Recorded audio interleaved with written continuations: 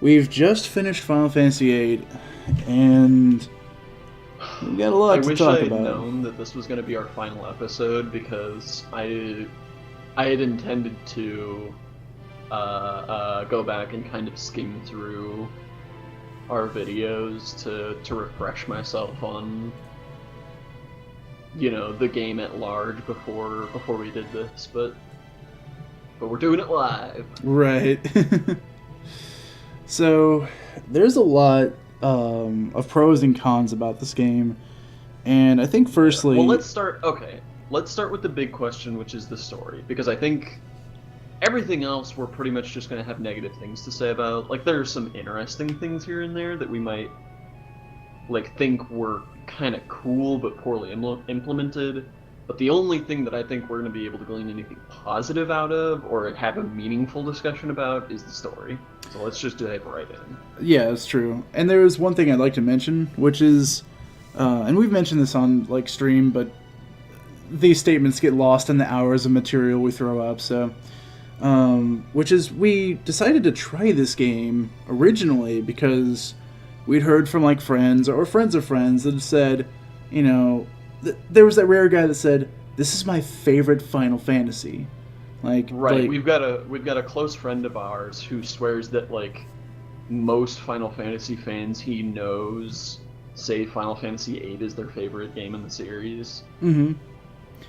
And at this point, up to this point, neither of us had played it. Neither of us knew very much about it. Neither of us had made it through even disc we one. both played it. We both tried to play it. Right. We both Okay. got some distance into the game, disc one or disc two, before giving up. I didn't even make it past disc one.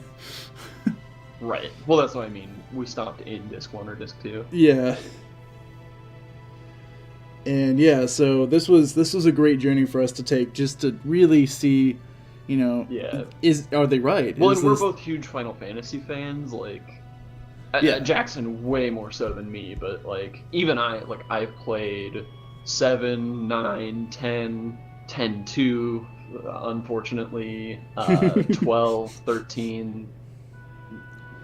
I'm pretty well versed in Final Fantasy, and this is the one, at least in the eras of Final Fantasy I'm familiar with, this was the one game I hadn't played.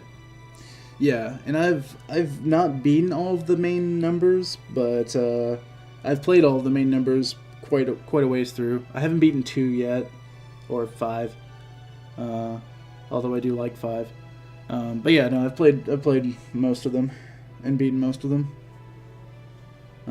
But yeah, So 8 so was this big blind spot for both of us. right, Where we both tried to play it, we both hated the mechanics, but we Yep. both wanted to see what the fuss was, see what the game was all about. yeah, absolutely. So with all of that said, do you wanna start with some of your points? Okay, so I think the big thing, the big positive thing I have to say is that, and I know you'll agree with me, we've talked about this already, the relationship between Squall and Cypher in Disc 1 is great. Absolutely. It's, I think it's worth playing Disc 1 of this game if for no other reason than just to get that, and then just stop. Yeah. Stop at the end of Disc 1. Maybe even before the end of Disc 1. Right.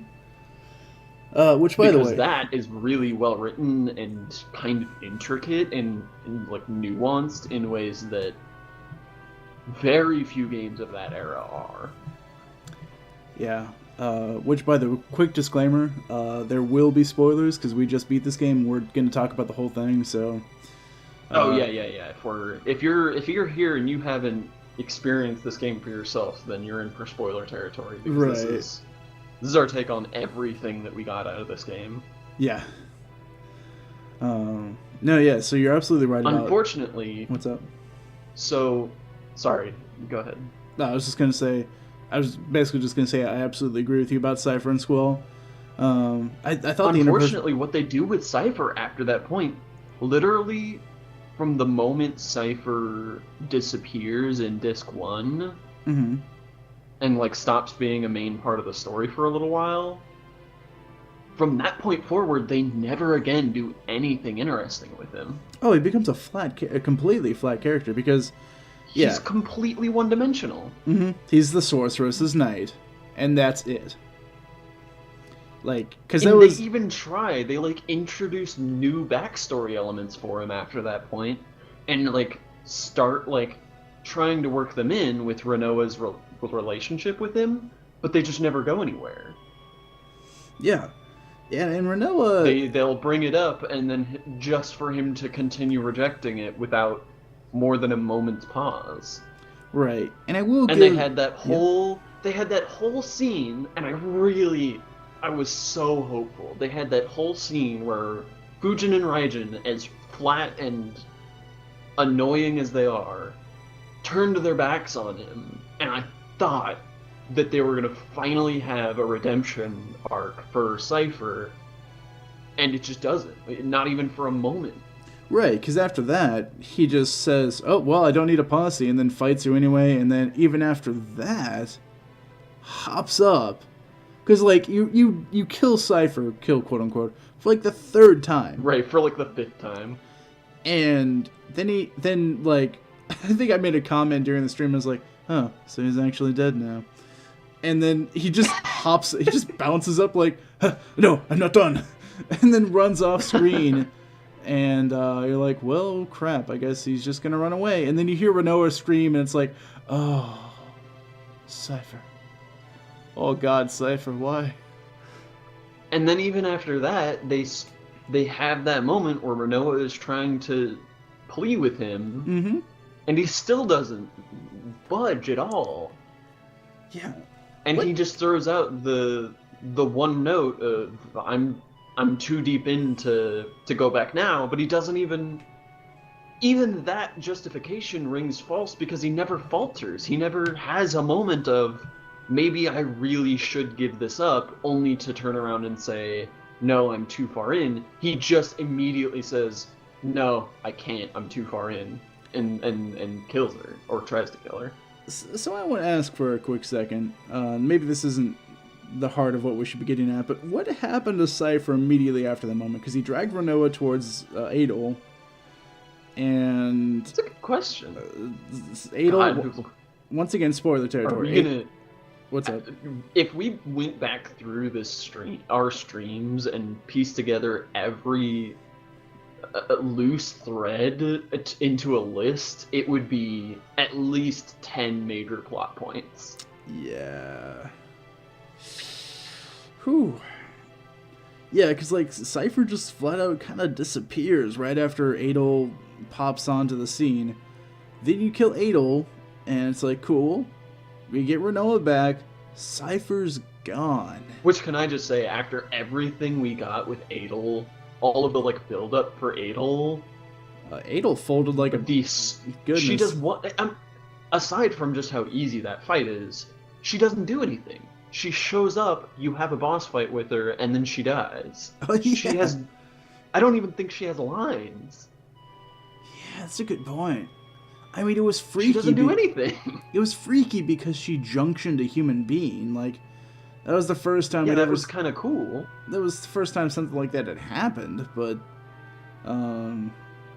beyond that, like, yeah. Wait, does that mean Adol's gonna lose her memories since she junctioned Renoa? We'll win the war. You may win the battle, but we'll win the war. You'll forget why you're even fighting. That's a good note. I like the idea of losing that battle and that being an in-canon bad ending, but gradually over decades, Adol forgets everything. Like, she forgets how to do magic, even, and there's just no more sorceress. Oh man. Well, that's a better. Well, this is gonna be a harsh slap, but that's a better headcanon than what Final Fantasy VIII gave us. Yeah, boy, oh boy. I guess we're diving right into that. Sorry, I that couldn't. ending. Yeah. So, let's take the ending step by step. So we defeat the final ultimate big bad chocolatey covered bad guy. and so we're in the middle of this time compression. Right, we're like forward in time, Mm-hmm. and we're having to make our way back. Yeah. By remembering the place that we are attached to, that we care about. First of all, that doesn't happen. Well, yeah, okay, so it kind of They never go back to Adia's house. Squall goes back to Adia's house and then leaves again. Yeah. And Renoa never does. Well, Renoa, when she grabs a hold of Squall, uses her magic powers to make them be at Adia's garden. But that's not the same. I know. But together... Their whole promise was kaput. Basically, their whole promise wound up not meaning anything, and it's just Renoa's undying love for Squall overcame the fact that he, I guess, didn't care that much. Yeah, which was... Boy, I think we're just gonna follow rabbit trails. I guess running themes or something, but... Right. Jeez. Man. Which was a bone I had to pick with this game as well. So here's probably my biggest point against this game, actually. I want to say that I liked this game. And that's saying a lot. Right. I want to say that I liked this game, but I can't say it, actually. So for anyone that really likes this game, I'm sorry that I'm pooping all over your game. But I'm pooping all over your game. And I've said it many times, I hate this game. Yeah, it's true. You say it at least once a stream religiously. You say your hate prayers. But one of my biggest points is that the entirety of what fuels this game is basically physical attraction. Like, it's because Squall's hot, and I guess Renoa is too. And I mean, she was. You guess. Jackson's gay, apparently. I guess. I'm gay. I'm not saying that because any straight man would think that Renoa is attractive. Just that you were so confident in how attractive Squall is, but you weren't sure about Renoa. All right, I would like to do nasty things to her naughty bits. Does that make you feel better? It makes you feel better, I guess, and that's what's important. It does make me feel better. Anyway, so based on attraction. So, because what this was sold to me as, what I signed up for this game, like, the big selling point was, Final Fantasy, it's a romance story. Like, first and foremost, it's a game about romance between these two characters, and that's. It's so not. I can get into that if that's what I was told it was, and that's what it was. That's cool. My palate was ready. And what's interesting is that I don't think, as much as romance elements are present in almost every Final Fantasy game, I don't think I've ever played a Final Fantasy game where the romance was a strong element and also lasted the length of the game. The only Final Fantasy romance... 10's romance is good. It's not my favorite thing about that story, but it's good. 7 had a great romance, but it ends super early. Yeah. And the story ends up being about related things, but not about the romance. Right. 9 has a romance, but again, I don't think it's the strongest element of that game's story. Right. It's tangential, and it drives things slightly in the background. I mean, it gives just another reason for the hero to be like, let's rescue her, guys. But you're right. I mean, 13 has Snow and Sarah. Sarah, yeah. But Sarah's not present, so it's not really a romance so much as Snow's as a forlorn story. Yeah. Right. So I guess the closest would be 10. 10, maybe 9, but probably 10. Yeah. Maybe 9, but. Yeah, so I don't know, maybe Final Fantasy just not that great at romance overall. Yeah. Or at least not as, I don't know. Because they do romance well sometimes. I think it's done well in 10, just not as well as the other things. And I think it's done very well in 7, it's just not the main focus of the story. Right. It's the main focus for the first disc. Right. So, Yeah. I don't know. Yeah, I want to say that the romance in this game is based on more than just physical attraction, but I mean, So, Squall doesn't exhibit other likable traits, and Renoa doesn't exhibit any fondness for any traits of his. right, that's what I was gonna get at. Was I enjoyed voicing Squall. I liked being moody and sad and hating my life and hating Renoa more. But Well, because that's what I was trying to. I was trying to look for other things in their relationship that are common ground between them, or even anything that they've like expressed liking about each other, but they don't. no, Never in the whole game Nope. did they express any fondness for any like specific aspect of each other. That's Nor do they share anything other than their like adventure together. They don't that's- even share common ideals. yeah, it's true. But I would say that's not true. Squall has expressed one thing about Renoa that he really wants. Because every time he loses Renoa, he's just like, I want to hear Renoa's voice again. Let me hear her. Oh yeah, that's true. So- He likes her voice. So he likes her voice. We'll see that theme again in 9, but better. Yeah. Oh man, because that's Like way better. Like an actual real motif. yeah. I'm trying to think of what you're talking about because I've beaten 9 Started twice. singing. Oh yeah. Shit. Man, Final Fantasy 9 is such a good game. It is a good game. But yeah, so that's. But otherwise, yeah, no, he's never just been like. I don't think Squall ever had a monologue about Renoa. I mean, he had a monologue about himself because, like, when he's on the bridge, and he's just like, Squall's a self-centered, introverted guy. Don't let anyone, tell you otherwise, or something like that. But he never had a monologue about like, these are the Okay, list. so These are the list of 6 things I here's like what they about do Renoa. have going for them. The Okay. one thing they really have going for them aside from physical attraction is that they have kind of interlocking personalities, where Renoa is very straightforward, she's very upfront, she's very forceful, and Squall is very reserved and uncommunicative. So it Okay. makes sense that they would work as a couple in that she... Like, very few people could manage to become close to someone like Squall, and Renoa's personality type would allow her to do that. Okay. So they do have that going for them. I can be with that. Yeah. I can. And that is how their relationship develops. So their relationship is built around that kind of interplay between their levels of outgoingness.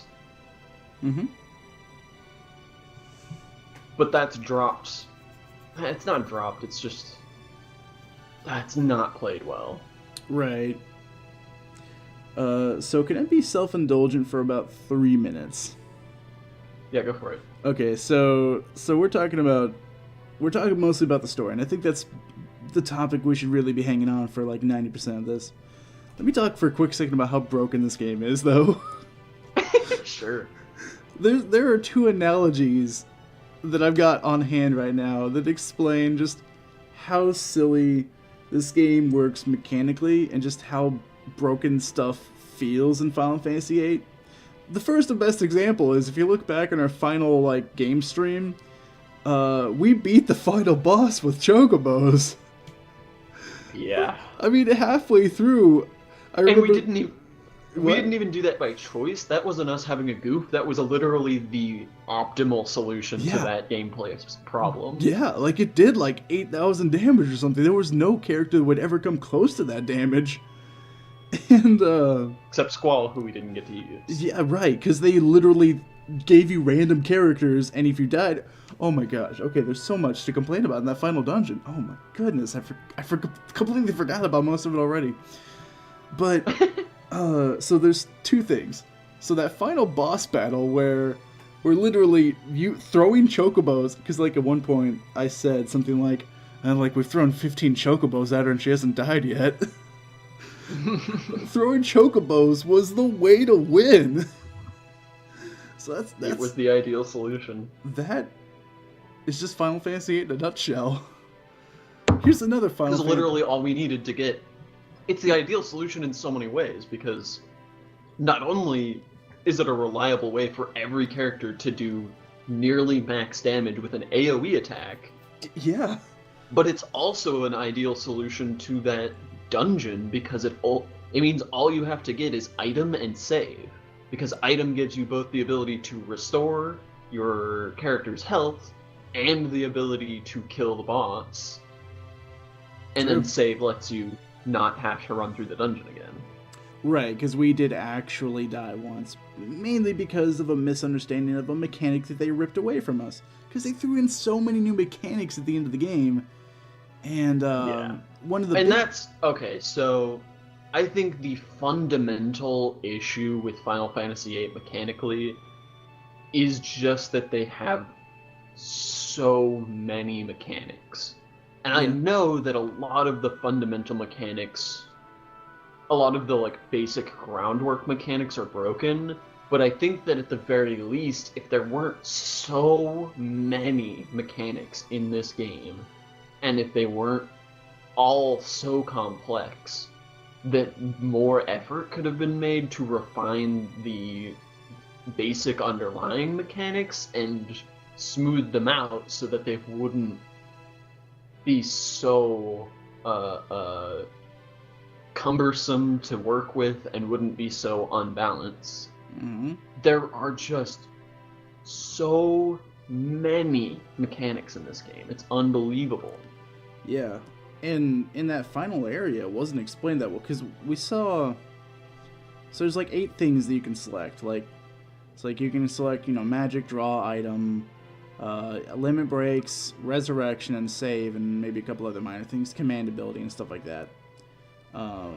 So we grabbed 3 things. We grabbed item, save, and limit breaks, which we did actually use our limit breaks, because we used Mighty Guard, which was a lifesaver. Yeah.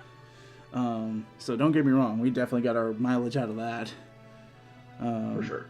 But we saw resurrection, and I was sitting there like, oh, is that just the revive command? Or is that just, the ability to use life as your magic spell or something? No, it straight up turned out to be, you cannot revive your party members in the final dungeon. It, for one thing, shouldn't have been separated out to begin with. Yeah. And for another thing, it needed a tooltip if they were going to do that. At the very least, it needed a tooltip to explain what it meant. Yeah, because it's like phase 2 of the big bad, chocolatey-covered bad guy. And he throws up... What's up? Can I just say, save shouldn't have been there either. Because the fact that you can save outside the dungeon without losing any progress means that all getting the save ability does is prevent you from having to walk back through the empty dungeon. I guess there would be random encounters if you didn't have encounter none, but still. That's, yeah. Yeah, I mean, believe me, I'm thankful we had save, actually, because we did actually die once, and that would have... I just mean... That would have burnt me. But no, I see. That's such a shitty, like... This shouldn't have been there at all. Holding your ability to get back to the final boss in a timely manner hostage? Why? Yeah. Especially when there are so many unknown factors in that fight. Like, I guess it's to incentivize you to go back and gain more abilities if you lose. Still. Yeah. I don't even think it works on that level, because I feel like most people's instinct would be to get save as soon as possible, because you don't know how the dungeon's going to be built, so you don't know when you'll need to save. That's true. I think save was the first thing we selected. Maybe item. I think it was the second. I think we got item first. Yeah, I think... Because we were debating between save and limit break, and then decided on save. Yes, that's correct. Because we were at critical health on all party members when we entered that dungeon. Yeah, yeah. Because it was just going to be another dungeon, but then no, it was definitely not another dungeon. So I do want to go back to something else. Okay. Kind of related to this, and it's another of what I consider the fundamental flaws in this game, which is that If across the board, this game is abysmal at conveyance. Oh yeah. In every aspect of this game to which conveyance can be applied, it was applied poorly. Yeah. There are so many situations where it's not made clear where you're meant to go next. There are so many situations where it's not made clear that you even can go the direction you're supposed to go. So many times where it's not clear how mechanics work until you use them. So many times where mechanics are made so convoluted that you have to read, like, manuals to figure it out. Yeah. The conveyance in this game is some of the worst in any game I've ever played. I literally have like 6 examples off the top of my head of bad conveyance, and I want to really go through them. I will say, to jump back for a second, of examples of this game being broken mechanically, or at least examples of painting the picture of what is Final Fantasy VIII. Final Fantasy VIII is throwing chocobos at the final boss. Final Fantasy VIII is when your main screen says "New Game" in all caps and continue with only the first letter capitalized. You see that? On the meter? That's a weird gripe, but I'll accept it. It's not necessarily. It's not a bad thing. It's like why? Why Final Fantasy VIII? I don't understand. That's weird. Yeah. What your design was on that one. I guess you're just. Yeah, I don't know what the goal is there. Really, just wanted to draw attention to New Game. It's because the story is cyclical. It's not actually cyclical, but it was almost cyclical. Yeah, it's cyclish. I mean, it didn't end up being cyclish, did it? Because their story continued on. That's true. You're right. No, you're right. So I guess there is a cycle because that, like, young Squall will still have to go on to do all the things that adult Squall did, but yeah. But their story just goes linearly.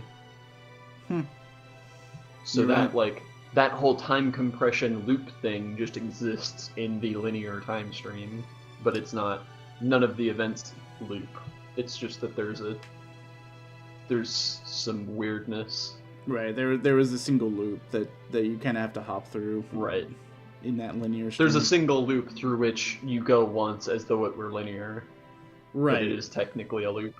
Exactly. It's a loop from like an outside god's perspective, but it's not a loop in terms of anybody's actual lifespan. Yeah. Okay, so conveyance, because I agree with you, and I really want to hop on that. Okay, so I'm just gonna throw out examples. So example 1, the end of the game, I guess. So Cypher runs off with Renoa. You run after him, except you have no idea. Unbelievable. You have no idea where he went because you're like shown a picture of where he's the screen at. It shows him leaving, and then it cuts like he leaves the room, and then it cuts to him in another room, walking in from the same like camera direction that he walked off originally, as though the camera had just shifted position. Yep. But the room that he was in is nowhere near. Oh god, no. The room he had left. It uses like platforms that are like in the background that you have to get onto. In fact, and it implies that he was climbing ladders while carrying a human being. Like, yeah, Renoa would so much wrong with that. Yeah, Renoa would have scratched the heck out of him. Yeah. Also, Renoa's awake for all that. Yeah, she's a member of this fighting force. Like, why would she not fight back? I just imagine he's just like climbing up ladders and she's just like, Cypher, no, Cypher, don't, please, no, don't, please. I mean, that's all she did do in the cutscene. Yeah. She was literally like, Cypher, no, please. I'm gonna swap over to my second music bit. I finished the first half hour. Okay, so that's one good example of bad conveyance because we had to hunt down Cypher when he was much farther away than we expected. The biggest one that I hated, I was gonna say enjoyed. No. Okay, so Squall is just like, it's like, all right, we gotta figure out the source of our business. We're going to S Star, and so we're like, cool, we're going to S Star. All right, so S Star, I have a pretty good idea. It's on this continent. It's on this big continent. Okay, let me take another sidestep after this one. It's on this continent. Okay, it's not on this. Well, apparently it is. How do we get there? We look it up. Go to Fisherman's Horizon to get to S Star. What? Who told it? Who? What? How? Who said that? There was nothing. There was absolutely... And when we get to Fisherman's Horizon, I mean, they pick it up just like they knew exactly what they're doing. Like, Squall's just like, all right, Renoa, we're going to go see Alone now. We're going to go see Sis. And what's even worse, and sorry, because I'm sure this is where you're going, but it riles me up. This is the thing that makes me most upset about this. When you finally get there, you walk across this bridge that you were apparently supposed to know you needed to use to get to Esthar, and then when you get there, the rest of your party's already there waiting for you, and they never explain how they got there. Oh yeah, absolutely. And like, at one point, like, as he's walking on the bridge, he's having this internal monologue where he's just like, I wonder how the others feel, that I left them behind or something like that. And I remember commenting, it's like, I don't know, Squall, maybe if you hadn't left them behind, you'd know how they feel. Right, because that's never explained why he did that. Right. And then he gets there, and they're like, you're late, Squall. They meet back up, and he doesn't protest at all. He's like, no, I have to do this myself. He's just like, oh, you're here. And they move on. That actually was not what I was going to mention, but that is very good. No, what I was going to mention was there was something literally blocking your way to get to the S-Star continent. Because I was like surfing around the entire continent trying to get there because I didn't know how to really do it. And there's like a weird crater that, if you remember, like the pilot... Right, there was like radiation or something. Yeah. The pilot didn't want to go over. Yeah, it's like my sensors are going off the roof or charts or whatever. Never explained. I thought that was something really significant. No. Apparently. Oh yeah, that didn't ever get explained, did it? No, you just went to S-Star and then S-Star happened. So cool. Weird. Yep. I wonder... I didn't even think about that. Yeah. Chalk that up as item I number... wonder if something happens if you go back to that crater once you unlock Esthar. Like, approach it from the other side. Yeah, I'm thinking about that too. I want to look that up or something. So that's example 2. Example 3, Galbadia Forest, or whatever. Forest next to Galbadia Garden. Oh, yeah. Yeah, I mean, that was way early on in our stream, and I'll claim half ignorance for some of this stuff. Because they did say like 5 times, like, hey, go here, go here, go here. But when you that's the issue, right? Like, they do this a lot where they'll say to go to a named location, but give no direction as to where that location is. Right. Because this was my biggest conveyance gripe in the game, was when we were in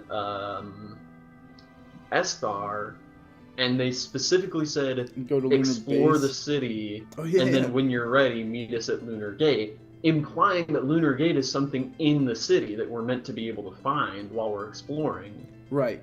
And then we had to look up that Lunar Gate is something outside the city.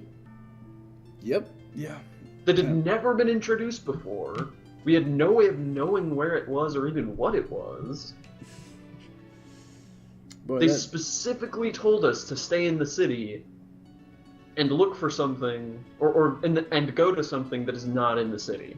Yeah, They gave us the name. Yeah. They gave us the name 2 or 3 times. But Yeah. that doesn't help us if we don't know what that is or where it is. True. Absolutely true. Yeah, that did rustle my jimmies a bit. Man. I'm trying to think of more examples, because there were definitely, like, almost every stream there was something. Like, literally almost every stream after like the third or fourth, we just kept getting lost for half an hour to an hour. Yeah. I'm not gonna complain much about like the sub boss area or the super boss area, just because. I mean, they can It's design. optional content. Yeah, it's optional. They can design that to be the most miserable thing ever, and nobody has to do it. So yeah.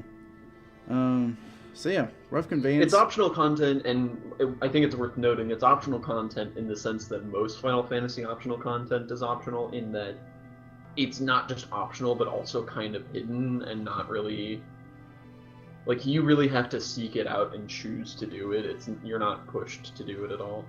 True, because as soon as we get... Because there are other games with optional, like, quote-unquote optional content, where the optional content is something you're really encouraged to do. Yeah. And in that case, I think that there's a real issue when that optional content is poorly designed. But in this case, like, do I think it's bad? Yeah. Is it insignificant at all? Not really. Yeah, exactly, because...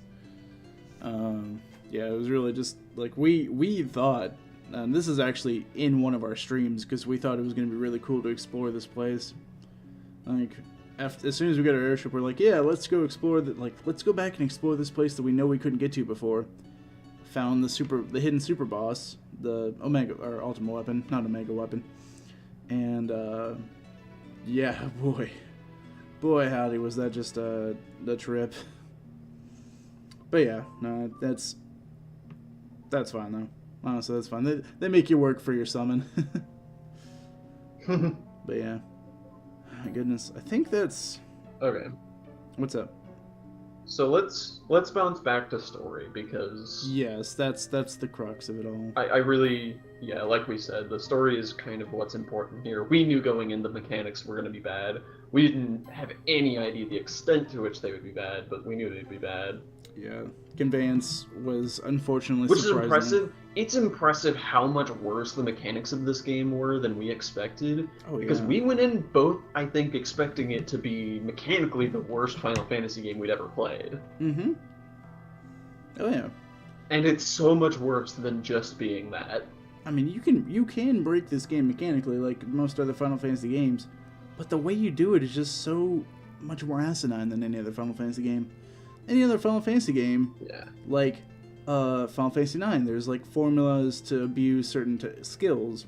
Final Fantasy V, There's like certain like ways, certain skill sets or like combinations of abilities are just better than others, and in general in Final Fantasy games there are like kind of grindy methods of achieving really, really high-powered stuff, which, you know, we can argue about whether that's good or bad design, but it at least is functional, and it's a way of kind of encouraging people to spend more time with the game and kind of put in effort to be able to beat the super bosses. So it's intentional. They know what they're doing, and it accomplishes its goal, for better or for worse. Right. But in Final Fantasy VIII, it's all ass backwards and broken, and there are all of these weird, unnecessary gateways where, like, if you don't do certain things by certain points of the game, you can't access them again until the very end, and... Right. There's the whole leveling thing where you're literally disadvantaged by every level you gain, like... Oh yeah, because your base every stats... aspect of this game's mechanics are backward. Yeah.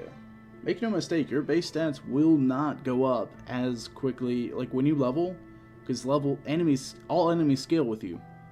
Your base stats will not go up as much as enemies' base stats will. Enemies' base stats are basically guaranteed to go up much more. There's a way to counteract that. I've talked about this off stream many, many times, but the core issue with that is that this is a linear game in which your growth is measured in levels and gear. Now, gear here in Final Fantasy VIII is a much broader term than it is in most games, but basically, you know, we can lump GFs and junctionable abilities and actual equipment all into that, like, category of stuff you acquire outside of leveling up. Right.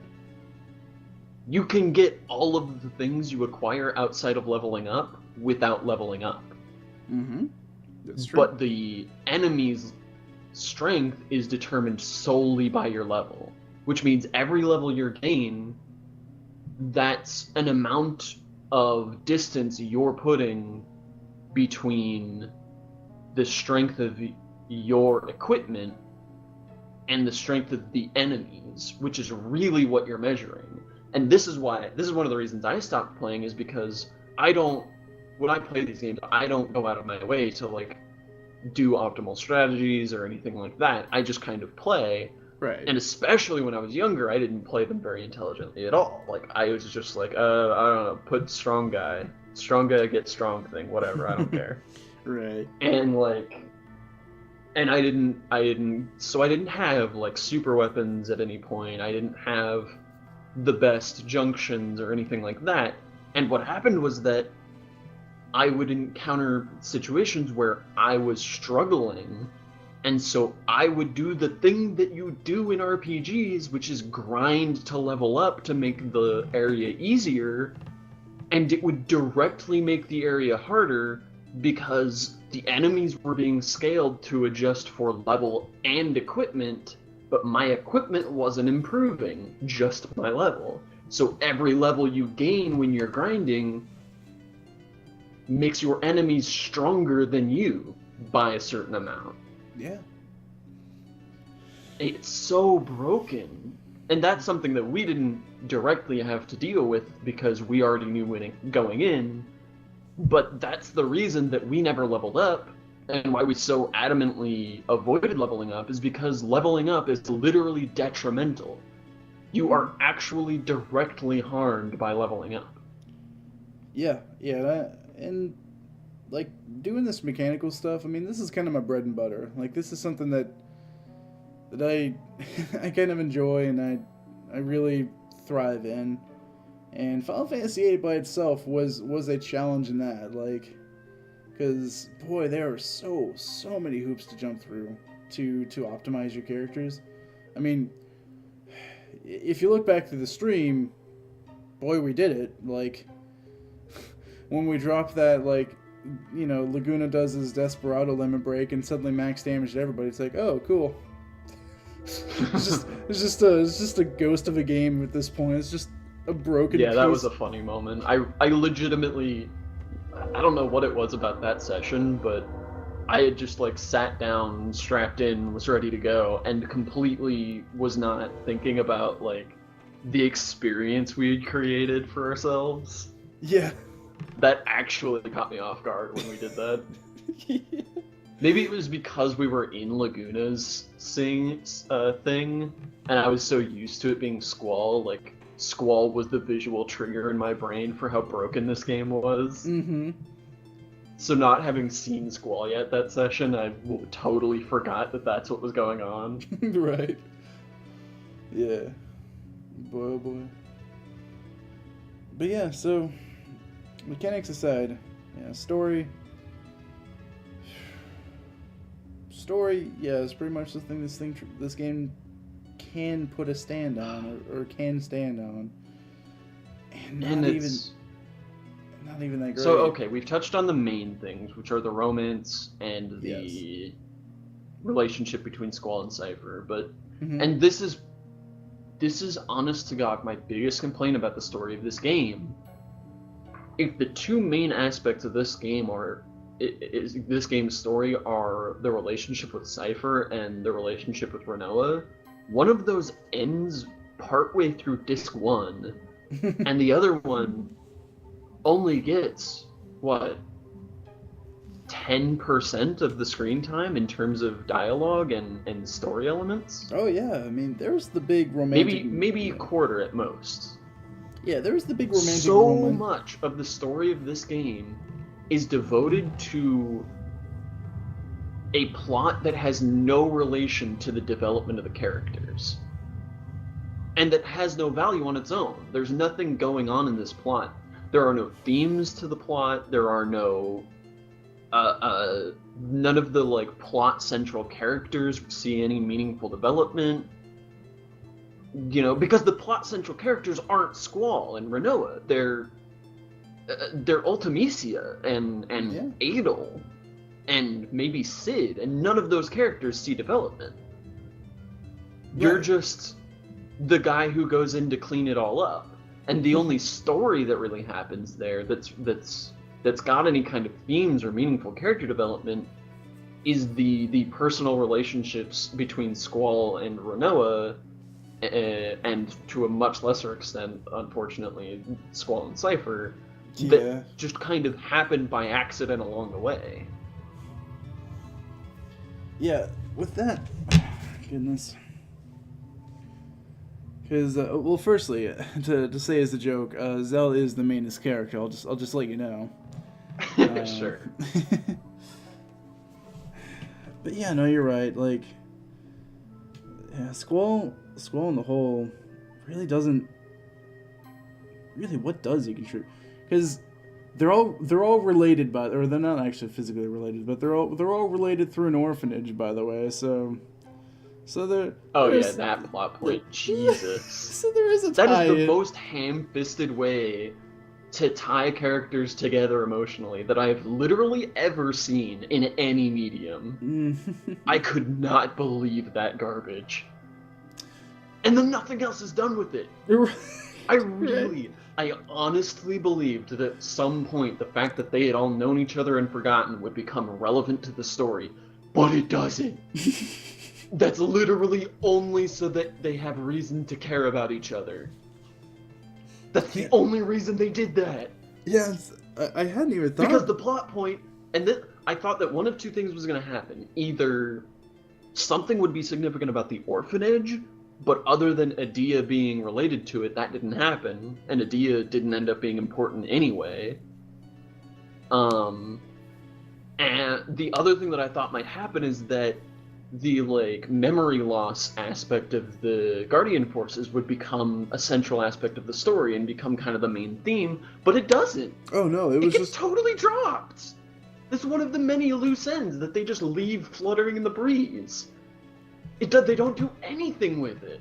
Oh. So that all of that stuff is just so that they can have this ham-fisted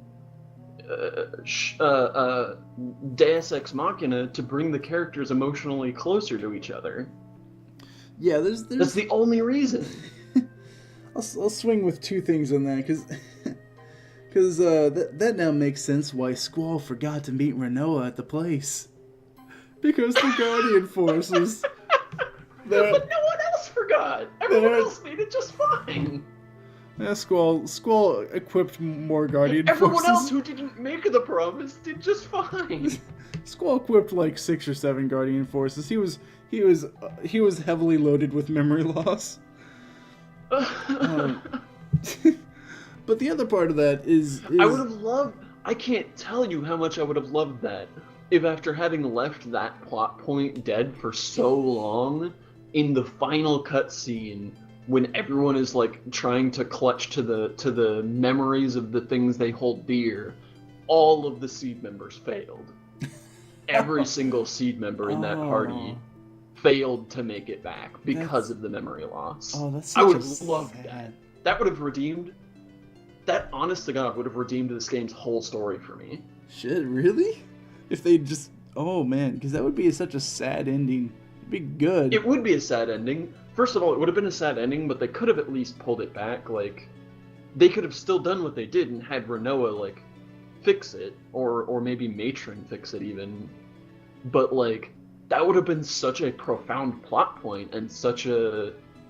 Because suddenly we would have a central theme of time and time and memories, moving on, and memories being less significant to us the more time passes from us, where we actually just lose our emotional attachments to things. And it would have been such a good plot twist where they just leave that, they introduce that element. They say, this is a thing that happens in the world that totally seems like something that'll affect character development, but they never bring it up again. And then in the very last scene, suddenly bring it back with such a punch. That would have been awesome. Yeah. We need to write Final Fantasy creators and be like, hey, we got an improvement for this. Remember that game? You remember that don't game you get me made in started. 1999? You've heard my rant about 12. Yeah. Correcting the plots of Final Fantasy games is a legitimate hobby of mine. That's true. You have sent me a full rewrite. It's I impressive. have like a dissertation on how to fix 12's plot. Man. But yeah, so to go back to that orphanage thing, but to talk serious for a second, because half the things I've said are just jokes about my bitterness towards this game. Like, it really, to just drive home that ham-fisted, to drive home the ham, it's... I want you to know that the visual image that you just created in my brain is you nonchalantly driving down the road in like a 4-door, like mid-sized car with just stuffed to the brim with just unpackaged, exposed, wet ham. Oh, good. I thought a similar image, but I just thought of like a live pig, like sleeping in the back. Oh yeah, that's good too. Like sleeping in the back seat. That's good. That's cute. Thank you. So to drive this ham home, on top of the whole like, hey, we remember each other, it was, hey, we remember Adia. She's such a nice person. Man, I really miss her. I really like her. How can we fight her, guys? And it's like, she did some bad stuff to us. She stabbed... Yeah, that's true too. That's another thing. That's exactly the same situation too, where they were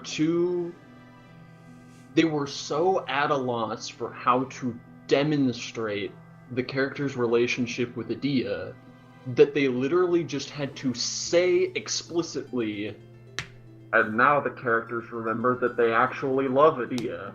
Right. And then move on with that being a fact now in the story. It's never demonstrated in game. Yeah, I also love how somehow they magically got there, because like her orphanage is way out of the way on a separate continent, like, and it's apparently the That's only... true. She is in the middle of nowhere. Right. How did she get there? How did she get there? I guess she had seed. How did she pick up orphans for this place? Like, did they just drop off orphans? This is why. Well, she like sent them off to seed, so I like to think that she was just kind of a seed recruitment program. Boy. No, I guess not, because she didn't directly send any of them to seed, did she? Yeah. I think that. Goodness, who? Because she sent Squall. I think she sent Squall directly to seed, but everybody else she sent to other places. Right, because Squall was there ever since he was like 5 or something. He was there at seed, or he was there at garden since like he was. I don't remember. I think Cypher might have also been part of that orphanage. I honest to God don't remember because it's so insignificant to anything that actually happened in the game. Literally everyone that wasn't Renoa was a part of that orphanage. Okay, so yeah, I think Cypher and Squall both got sent directly to the... Yep. Yeah, they did. Yeah, Cypher and Squall. And then Quistis came later, at like age 10 Right, when they were something. like 10 or something. Yeah. And then Selphie was over and sent off to a different garden, and right, Irvine... and Zell was sent to the Dinscht. Right, he was... Which is still the most difficult name to pronounce. Right, Dinscht. He was actually pronouncing their name as like a group. It makes it even worse. Yeah. Dinscht.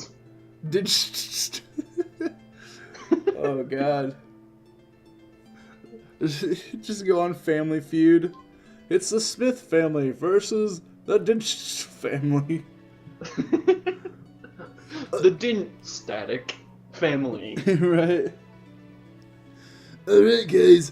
Survey of 100 people said... Oh, no, never mind. I'm not gonna hang on that joke too much.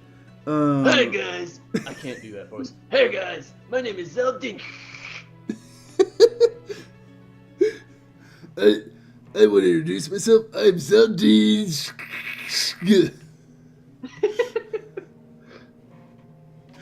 Anywho. Big Cubby Zell. But yeah, so gosh, crap! I actually lost my train of I thought. also, God, there are so many dropped plot points in this game. Yeah. They never settled on an outcome for the like developing romance between Irvine and Selfie. I have to Like nothing ever happened. It was like established that Irvine was attracted to her and was trying to hit on her, and that was never resolved in any way, and they just kind of started being around together more, and then the game ended.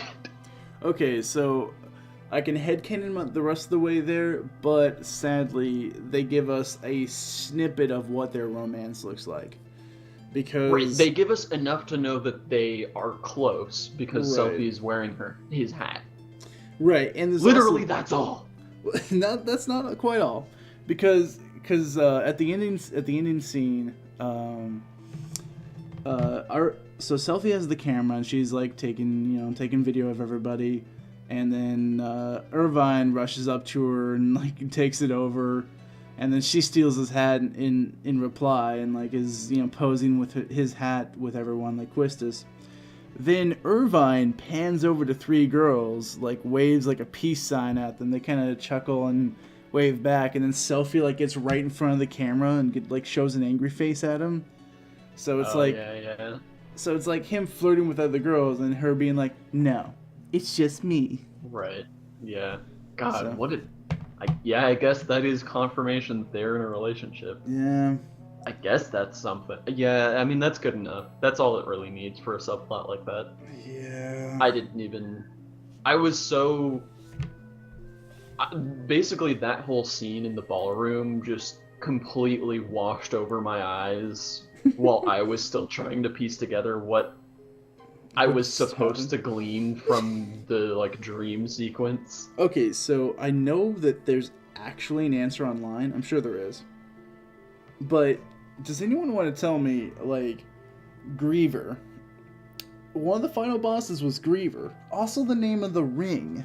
Like, the ring in, like, the title screen right here. This is Squall's ring. But it's like one of the... That's interesting. I don't know. Yeah. So... I can't believe you remember that. I had no idea that that was the name of that ring. Yeah, because they like they make you name it like everything else, like name Zell, name Selfie, name Griever. And it was like, Well, since neither of us can conjure even an idea for an answer, I'm gonna go ahead and just look it up super quick Okay. to see if I can posit an answer on this stream. Okay. So yeah, Griever. yeah. Let's see. Griever is a term in Final Fantasy VIII, is the name of a lion's head crest commonly associated with Squall Leonhardt, who admires them for their strength and courage. Wears a chain necklace with the pendant of Griever. It's also featured on his gunblade. He also wears it on a ring. Wow, I never put together just how many of his items have a lion on them. I mean, it makes sense, I guess. But Yeah, he's a little lion obsessed, yeah. Griever is not only a symbol of the virtues Squall values, but it is also Squall's interpretation of the ultimate guardian force. During the final battle, Ultimecia draws Griever from Squall's mind, bringing Squall's perceptions of the being into existence to fight the party. This is made more explicit in the Japanese version, where Ultimecia claims to summon the one entity Squall views as the most powerful, whose power would increase the stronger Squall envisions it. Okay. Wow, I wonder, that's completely written out of the English. I wonder how much stuff there is like that. That's actually a significant thing that just didn't happen in the English version. Yeah, and not only that, Squall wasn't even in our party. That is so important. How Yeah. could that get written out? That's so essential. Yeah. And Squall... And Oh this my was- god. Yeah. And as I was just saying, like, Squall wasn't even in our party for the final battle, so it's like... So there was no even visual on, like, her drawing this out of Squall's mind. That's why it did so much damage even though we were a low level.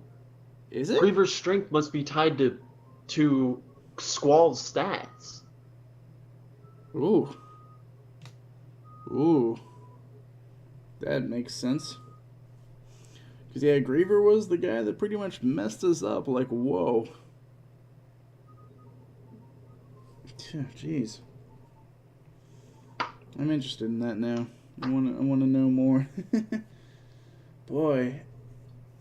We just need like a translator of like what is Final Fantasy VIII. What do we miss? Tell us the creator. Tell us everything. And that is seriously one of the biggest localization missteps I have ever seen. Jeez, What purpose could they possibly have had for writing that out? I don't know. Like, that's honest to God making me consider whether it's possible that there are other like plot points that would have tied together some of these loose ends in this game Yeah. and made it better. Like, that doesn't excuse all of the English speaking fans who love this game, who, I'm sorry to tell you, but the game sucks. But like, I wonder if there are other like semi-important plot elements that got written out of the English. Yeah, at this point, I couldn't even tell you because there were definitely, just things that did not feel right, or things we definitely felt like we missed. And by the way, we're at roughly the 1 hour mark. By the way, so I didn't know how long. Yeah, I know. I figure we're probably wrapping it up soon. I've said most of what I wanted to say. Same, just about. But yeah, I guess at this point, that would be my last question: is what all did we miss? Because we played through the main storyline pretty intently. We didn't really skip a lot of dialogue or anything. In fact, I went out of my way to talk to most people because, that was just one more chance to do another voice or something. Because that's what we came here for, originally, and that's what this is all about, was the opportunity to voice, all these different characters. So, but yeah, so in theory, we should have gotten the lion's share of the story. See what I did there? And yeah, there's definitely something missing. The ending does not make as much sense as it should. I'm looking over differences between the Japanese and the English, and it looks like at least everything I'm seeing is mechanical stuff. Unbelievably, mechanical improvements, if you could believe it. Like, the English version has better mechanics? I mean, not like in any major way, but like, you know how if you leave the fire cave, if you leave Vallum Garden without getting any of either of the Guardian forces, you get them at the end of the fire cave by default? Yeah, that's true. That wasn't the case in the Japanese. In the Japanese, if you left Garden, you just didn't get those GFs. Oh. Which is huge. That's 2 GFs at the beginning of the game. Oh. So you go from having 3 to only having 1 just because you didn't thoroughly enough examine that computer. Jeez. And that was one thing that was left over from like the rough things I'd remembered. Because like when we picked up this game right away, I was like, oh yeah, we need to go grab these Guardian forces from this thing. And I think that's when you pointed out that they would come later, but I'm like, I want to know. Yeah. Boy, that's rough. I don't know, I'm not seeing... This is weird. This is inconsistent. First of all, I'm not seeing any differences. I guess it's going to be hard to find a list of this because what I'm looking at seems to only be listing like technical differences. Yeah. And I guess it's not including differences in lines that wind up being meaningfully different in the English. I don't know if I'll be able to find... Right. I'll add translation to my search. Does And- Final Fantasy VIII have a bad translation? Short answer, yes. Long answer, hell yes. I've been reading some fan translations of certain scenes, and I think the results are somewhat disturbing. It appears that the English translation often muddles important concepts. For example, look at this link. Okay. Let's look at this one. Looking at the link. Okay, so this is Ultimisia's dialogue again. Okay. So the English, seed, seed, seed, seed, seed, curse all seeds, swarming like locusts across generations. You disgust me. The world was on the brink of that ever-elusive time compression. Insolent fools, your vain crusade ends here, seeds.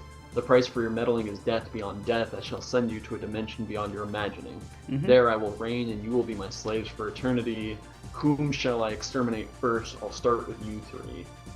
In the Japanese, she says, seed, seed, seed, seed, seed.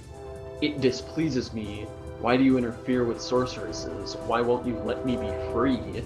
In just a little longer, my perfect world of time compression would have been completed. I won't allow you to interfere.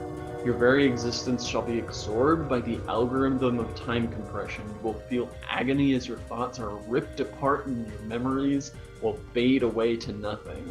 There won't be a thing you can do, think, or even feel. That's the world I'm going to send you to. There will be absolutely nothing you can. No, you'll be able to worship me, the sole existence, for all eternity. So who will come first? Who will fight me? It matters not. The end will be the same. I will choose. Huh. So the Japanese explains what the hell time compression is way better and Yeah. in way more powerful language. Yeah.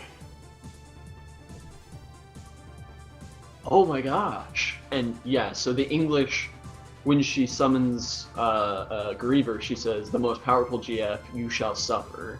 In the Japanese, she says, I will summon the one you believe is most powerful. The stronger you believe he is, the stronger he becomes. That will surely make you suffer. Jeez.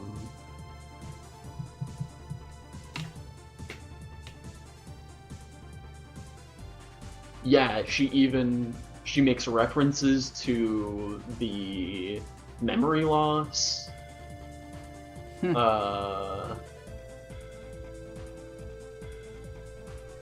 She reinforces time compression better here further on. Oh my god. Wow. Yeah, it really. You remember that thing I said that they should have done? What the... They didn't quite do it, but they came a lot closer than the translation would make it seem like they did. Oh, did they really kind of do that when they were lost? When In they the were, like... English, reflect on your childhood, your sensation, your words or emotions. Time, it will not wait. No matter how hard you hold on, it escapes you. In the Japanese, have you remembered something? Something from your childhood? The sensation, the words from back then, the emotions from back then? As you become an adult, you have leave something behind, throw something away. Time will not wait for you, even if you cling to it. It slips away the instant you open your hands. Wow. The English translation actually butchers the themes of this game. Wow. That's so much better. Yeah. Jeez. I wonder how much else there is like this. I think Like, more... that is so bad. Yeah. That is such a removal of important information. How much else got lost throughout the course of the game? I don't know. The Fisherman's Horizon. That's what. Sure, probably. Go. Can you imagine if all that bad conveyance didn't exist in the Japanese? I mean, some of it did. Some of it was visual, but Yeah. if all the directions were more explicit in the Japanese, I might actually go seek out these localization team members and wring their necks gently with my pair of hands and tell them how much seething hatred I have for them. Yeah. Oh man, that's. Well, I can walk away. I can now happily walk away with that message, saying, "Yeah, I disliked Final Fantasy VIII's mechanics. I disliked their conveyance. I disliked their story. But the Japanese is better. Japanese delivers a better story. It's the same story, but it's just better delivered.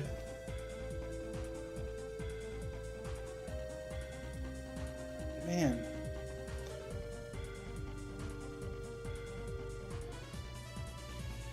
Anything else that... Are you still looking, or... Yeah, I'm still looking to see if I can find more specific examples, because I'm continuing in that thread that was started by that guy who linked me to that fan translation, but mostly I'm just getting people talking in kind of general terms about how the Japanese fans seem to like the game better than the American fans. I wonder why.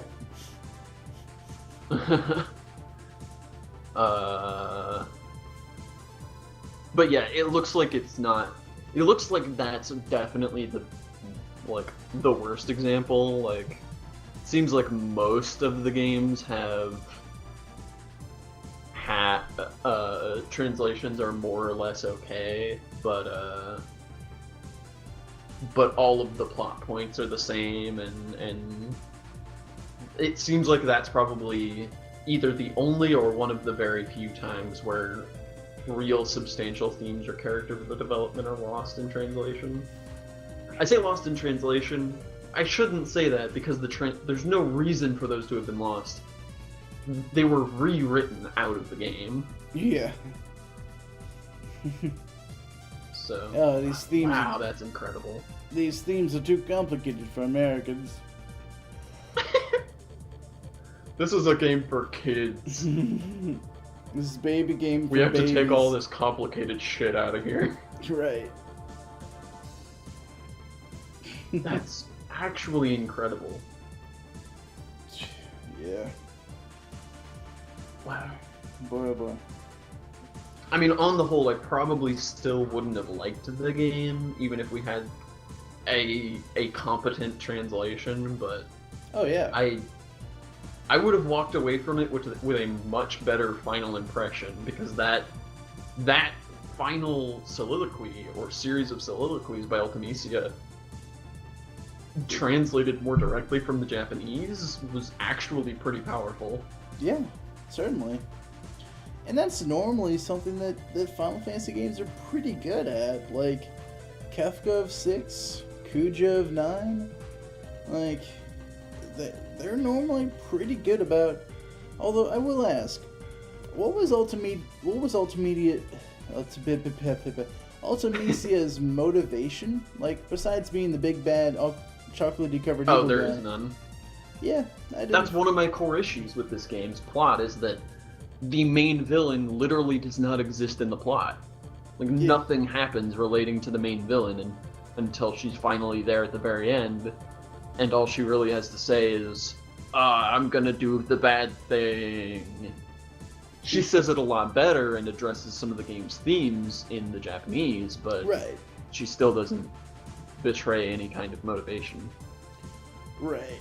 It's not like I'm being bad for the greater good or something. Like I need to do time compressions so that we stop. No, it's literally. I mean, again, she expresses it more times and more clearly in the Japanese. Her motivation, as stated in text, is that she wants to be worshipped as a god. Gotcha. Which was said like once in passing, kind of, in the English, and it was said twice a little bit more explicitly in the Japanese, but it's still not. It's A, not a very good motivation, B, not well enough fleshed out, and C, she just doesn't have enough screen time to be the main villain of a 45-hour story.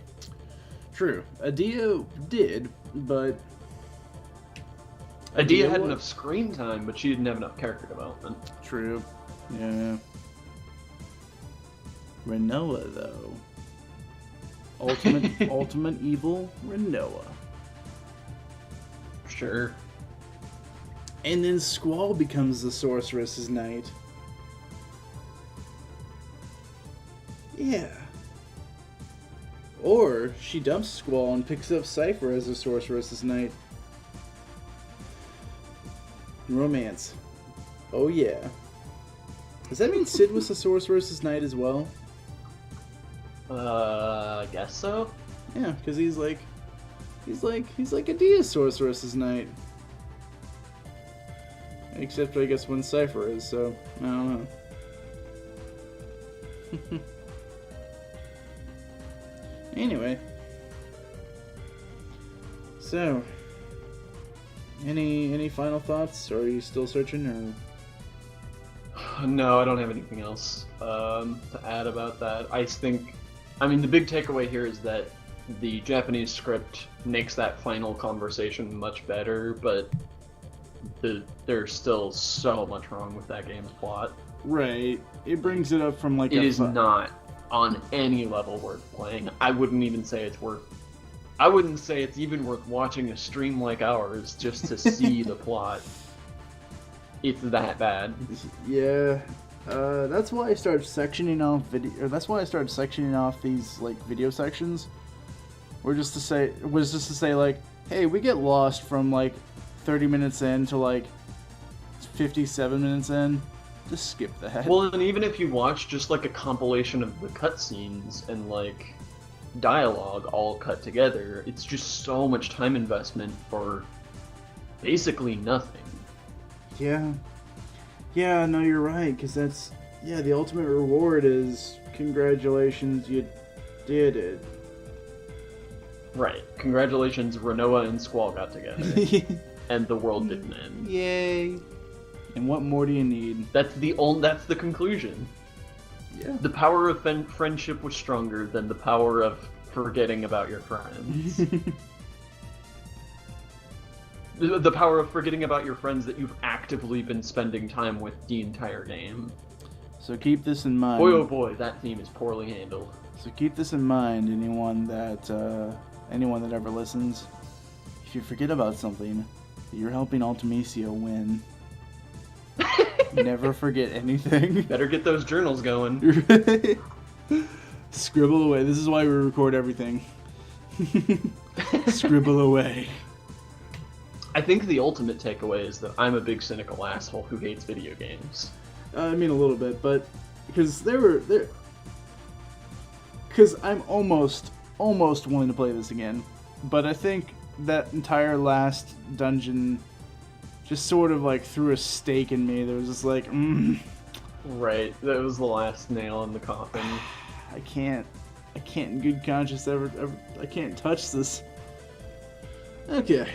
I am still flabbergasted that up until that moment you had any desire to come back to this game after this experience, because it was one of those. I rinsed my hands of this experience. I will listen to the soundtrack in the future, if only because I didn't listen to it the whole time we were playing. Yeah, because I was just sitting here in silence, reading the script or whatever. I was thinking about I don't that.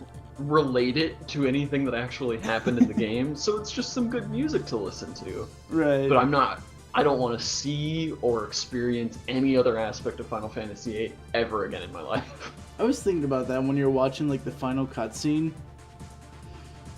It's like Sean is watching this. Excuse me. Sean is watching this in complete silence right now. It was a lot less impactful that way. Let me assure you. Oh, because most of that cutscene was just like long shots of people not doing anything. Yeah. And I was like, I'm sure this is really moving if you've got the music swelling and all that, but mostly I'm just staring at the same like CGI that I've looked at 1,000 times in this game. Right. And there were times when it looked like people were like talking or calling out, but actually it was just music. There were no sound effects, there was no talking, it was literally just the music. I figured. So you could have like There were one or two times where I thought there might have been some voice work, but nope. This game never had like audible voices for any of these characters. Right. God, there'd just be too much dialogue. Just too much to voice. Anywho. Yep. I think we're... Well, this is our spoiler-tastic thoughts on Final Fantasy VIII. Yep. Officially giving this I hope you've enjoyed this ride. I hope at the very least you've enjoyed our kind of free-form dissection of the experience we just had. I had a good time. Yeah. I hate this game with every single fiber of my being, but it was at least an interesting experience, and I'm enough of a design nerd that like I at least had some enjoyment out of dissecting it. Yeah, absolutely. Next week, Gunpoint. The week after that, it's a week off because I'll be gone. And the week after that, assuming we beat Gunpoint in one session, it's going to be Final Fantasy IX. And we'll see you along for the ride. So cool. It'll be a much better ride. It'll be a much better ride. Alright, this is Downtown Voice Acting. Signing off.